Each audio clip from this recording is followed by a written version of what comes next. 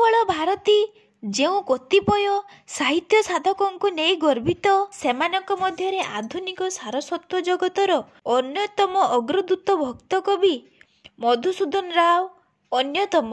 ବରେଣ୍ୟ ଶିକ୍ଷକ, ଆଦର୍ଶ ମନୁଷ୍ୟ ଓ କବି ଭାବରେ ମଧୁସୂଦନ ଉତ୍କଳରେ ସର୍ବତ୍ର ସମ୍ମାନିତ। ତାଙ୍କର କ୍ଷୁଦ୍ର କ୍ଷୁଦ୍ର ଶିଶୁ କବିତାମାନଙ୍କର ମଧ୍ୟ ଉଚ୍ଚ ଆଧ୍ୟାତ୍ମିକ ମାନ ପୂରି ରହିଛି। ପ୍ରକୃତିର ବିଭିନ୍ନ ସ୍ୱରୂପ, ନଦୀ, ବୃକ୍ଷଲତା ଆଦିରେ ମଧ୍ୟ ମଧୁସୂଦନ ପରମବ୍ରହ୍ମଙ୍କର ସତ୍ତା ଅନୁଭବ କରି ଓଡ଼ିଆ ଗୀତିକାବ୍ୟକୁ ସେହି ସ୍ପର୍ଶରେ ମହିମମୟ କରିଯାଇଛନ୍ତି। ନିର୍ବାସିତର ବିଳାପ ଭଳି କେତେ କବିତାର ଇଂରାଜୀ ଅନୁବାଦ ହେଲେ ହେଁ ସୃଷ୍ଟି କୌଶଳରେ ତାହା ତାଙ୍କର ମୌଳିକ ରଚନା ପରିବଦ୍ଧ ହୁଏ। ଓଡ଼ିଶାର ପୁରପଲ୍ଲୀରେ ଆଦୃତ ମଧୁସୂଦନ 1853 1853 ଜାନୁଆରୀ 19 ତାରିଖରେ ତତ୍କାଳୀନ ଅବିଭକ୍ତ ପୁରୀ ଜିଲ୍ଲାରେ ଜନ୍ମଗ୍ରହଣ କରିଥିଲେ। ତାଙ୍କ ପିତାଙ୍କ ନାମ ଥିଲା ଭାଗୀରଥୀ ସିଂହ ଓ ମାତାଙ୍କ ନାମ ଥିଲା ଅମ୍ବିକା ଦେବୀ। ସେ ବ୍ରାତ୍ୟ ମରହଟ୍ଟା ପରିବାରର ହୋଇଥିଲେ ମଧ୍ୟ ପରେ ବ୍ରାହ୍ମ ଧର୍ମରେ ଦୀକ୍ଷିତ ହୋଇଥିଲେ। ମଧୁସୂଦନଙ୍କ ବାଲ୍ୟ ଶିକ୍ଷା ଓ ଏଣ୍ଟ୍ରାନ୍ସ ପୁରୀ ଜିଲ୍ଲା ସ୍କୁଲରେ ସମାପନ ହୋଇଥିଲା। ସେ 1869 ଦ୍ୱିତୀୟ ଶ୍ରେଣୀରେ ହାଇସ୍କୁଲ ପରୀକ୍ଷାରେ ଉତ୍ତୀର୍ଣ୍ଣ ହୋଇଥିଲେ। ସେ 1871 କଟକ କଲେଜରୁ ପ୍ରଥମ ଶ୍ରେଣୀରେ କଳା ବିଭାଗରେ FA ଶିକ୍ଷା ସମ୍ପୂର୍ଣ୍ଣ କରିଥିଲେ। ତାଙ୍କର ଜୀବନକାଳ ଶିକ୍ଷା ବିଭାଗରେ ହିଁ ବିତିଥିଲା। ପ୍ରଥମେ ଯାଜପୁର ମଧ୍ୟ ଇଂରାଜୀ ବିଦ୍ୟାଳୟର ପ୍ରଧାନ ଶିକ୍ଷକ ରୂପେ 1.5 ବର୍ଷ କାର୍ଯ୍ୟ କରି 1873 ଅକ୍ଟୋବର 29 ତାରିଖ 29ରେ ବାଲେଶ୍ୱର ଜିଲ୍ଲା ସ୍କୁଲରେ ଦ୍ୱିତୀୟ ଶିକ୍ଷକ, 1876ରେ କଟକ କଲେଜିଏଟ୍ ଓ ସ୍କୁଲର ସରକାରୀ ଶିକ୍ଷକ, ପରେ ଡେପୁଟି ଇନ୍ସପେକ୍ଟର, 1893ରେ କଟକ ଟ୍ରେନିଂ ସ୍କୁଲର ହେଡମାଷ୍ଟର, ପରିଶେଷରେ ଅତିରିକ୍ତ ଇନ୍ସପେକ୍ଟର ରୂପେ ଅବସ୍ଥାପିତ ହୋଇ 1909 ଜୁଲାଇ ମାସରେ ଶିକ୍ଷା ବିଭାଗରୁ ଅବସର ଗ୍ରହଣ କରିଥିଲେ। ଓଡ଼ିଶାରେ ଆଧୁନିକ ଶିକ୍ଷା, ବିଶେଷତଃ ରୁଚିନିଷ୍ଠ ମନୋଭୂମି ଗଠନରେ ତାଙ୍କର ଭୂମିକା ଏକାନ୍ତ ଭାବେ ସ୍ମରଣୀୟ। ବାଲେଶ୍ୱରରେ ହିଁ ରାଧାନାଥ, ଫକୀରମୋହନ ଓ ମଧୁସୂଦନଙ୍କ ସାରସ୍ୱତ ମିଳନ ଘଟିଥିଲା। ତେବେ ରାଧାନାଥ ରାୟ ପୁରୀ ଜିଲ୍ଲା ସ୍କୁଲରେ ମଧୁସୂଦନଙ୍କର ଶିକ୍ଷକ ଥିଲେ। ସେହିଠାରେ ହିଁ ସେ ରାଧାନାଥଙ୍କ ସାନ୍ନିଧ୍ୟ ଲାଭ କରିବା ପରେ ତାଙ୍କ ପ୍ରାଣରେ କବି ଭାବର ଉଦ୍ବେଳନ ଘଟିଥିଲା। ଏହି କବିସତ୍ତା ବାଲେଶ୍ୱରର ରହଣି କାଳରେ ଅଧିକ ଦୀପ୍ତ ହୋଇଥିଲା। କୁମାର ବୈକୁଣ୍ଠ ଦେବଙ୍କ ସହାୟତାରେ ବାଲେଶ୍ୱରରୁ 1873 ପ୍ରକାଶିତ ଉତ୍କଳ ଦର୍ପଣ ପତ୍ରିକା ମଧୁସୂଦନଙ୍କ ସାରସ୍ୱତ ପ୍ରତିଭା ପ୍ରକାଶନର ମାଧ୍ୟମରେ ପରିଣତ ହୋଇଥିଲା।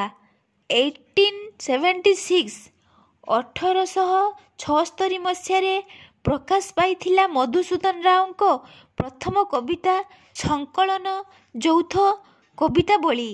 ଏଥିରେ ରାଧାନାଥଙ୍କ 3ଟି ଓ ମଧୁସୂଦନଙ୍କର 7ଟି କବିତା ସ୍ଥାନିତ ହୋଇଥିଲା।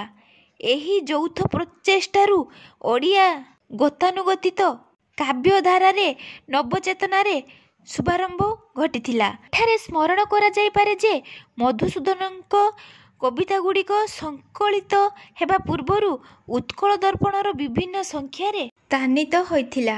ଶ୍ମଶାନ କବିତା ତାଙ୍କର ପ୍ରଥମ ସାରସ୍ୱତ ସୃଷ୍ଟି। ତାଙ୍କ କବିତାର ସଂକଳନଗୁଡ଼ିକ ହେଉଛି କବିତାବଳୀ ପ୍ରଥମ ଓ ଦ୍ୱିତୀୟ ଭାଗ, ଛାନ୍ଦମାଳା ପ୍ରଥମ ଓ ଦ୍ୱିତୀୟ ଭାଗ, କୁସୁମାଞ୍ଜଳି, ବସନ୍ତ ଗାଥା, ଉତ୍କଳ ଗାଥା ଓ ସଙ୍ଗୀତମାଳା। ଏହା ବ୍ୟତୀତ ହିମାଚଳେ ଉଦୟ ଉତ୍ସବ ପରି ଉଦାତ୍ତ କବିତା, ସାବାସ ସାହିତ୍ୟ ଚର୍ଚ୍ଚା, ସାବାସ ଭଣ୍ଡ ରସାୟନ କାବ୍ୟ ପରି ବ୍ୟଙ୍ଗ ରଚନା ଏବଂ ବିବିଧ କବିତା ଇତ୍ୟାଦି ତାଙ୍କ ଗ୍ରନ୍ଥାବଳୀରେ ସଂକଳିତ ହୋଇଛି। ମଧୁସୂଦନ ବସ୍ତୁତଃ ଆଧୁନିକ ଗୀତିକବିତାର ପ୍ରାଣ ପ୍ରତିଷ୍ଠାତା। ତାଙ୍କ ଗୀତିକବିତାଗୁଡ଼ିକର ଆଧାର ମୁଖ୍ୟତଃ ଧର୍ମୀୟ ଚେତନା ହୋଇଥିବାରୁ ତାଙ୍କୁ ଓଡ଼ିଆ ପାଠକମାନେ ଭକ୍ତକବି ଉପାଧିରେ ଭୂଷିତ କରିଛନ୍ତି। ସେ ଓଡ଼ିଆ କବିତାରେ ପାଶ୍ଚାତ୍ୟ କାବ୍ୟକଳାର ପ୍ରବର୍ତ୍ତନ କରାଇ ନୂତନ କାବ୍ୟଗୀତର ସନ୍ଧାନ ଦେଇଛନ୍ତି।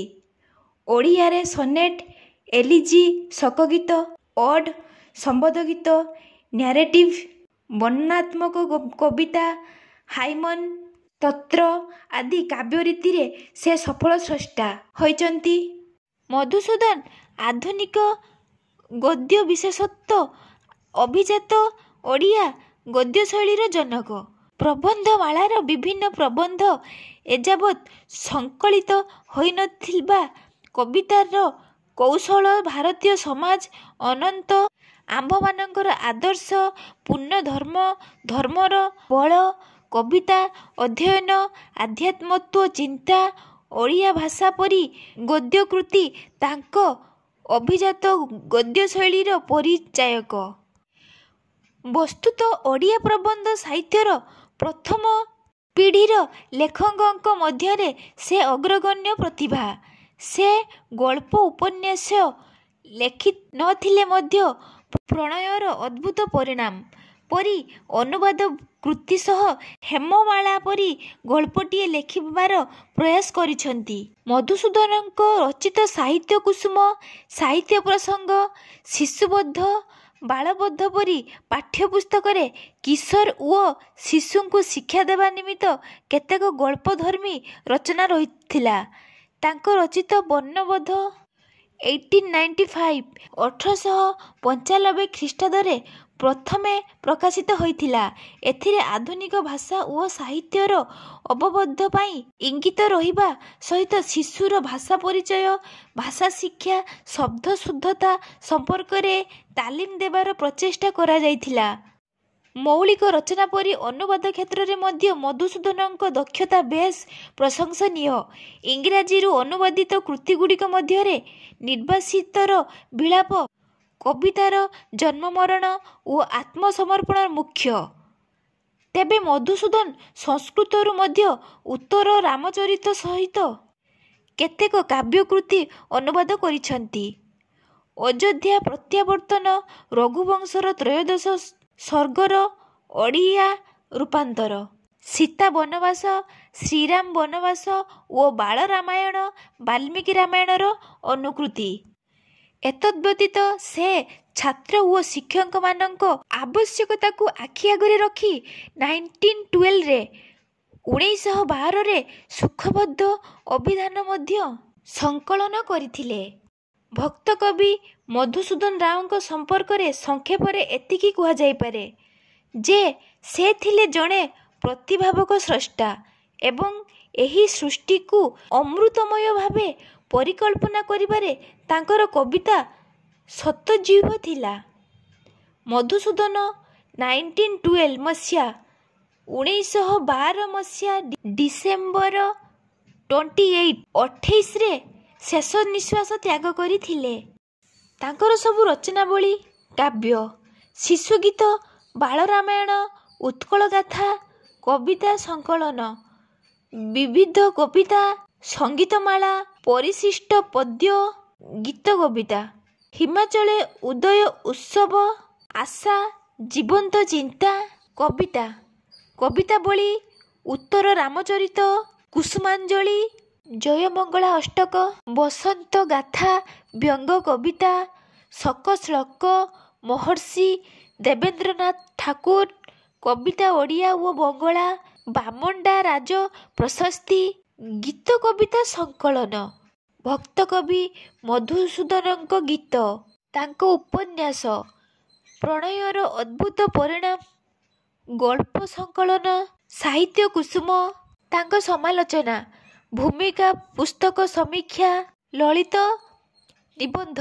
ପ୍ରବନ୍ଧମାଳା, ପରିଶିଷ୍ଟ ଗଦ୍ୟ, ତାଙ୍କର ସବୁ ଗଳ୍ପ, ବାଳବୋଧ, ହେମମାଳା, ତାଙ୍କ ପ୍ରବନ୍ଧ ସଂକଳନ, ସାହିତ୍ୟ ପ୍ରସଙ୍ଗ, ଶିଶୁ ସାହିତ୍ୟ, ଶିଶୁବୋଧ, ପ୍ରବନ୍ଧ, ପ୍ରବନ୍ଧ।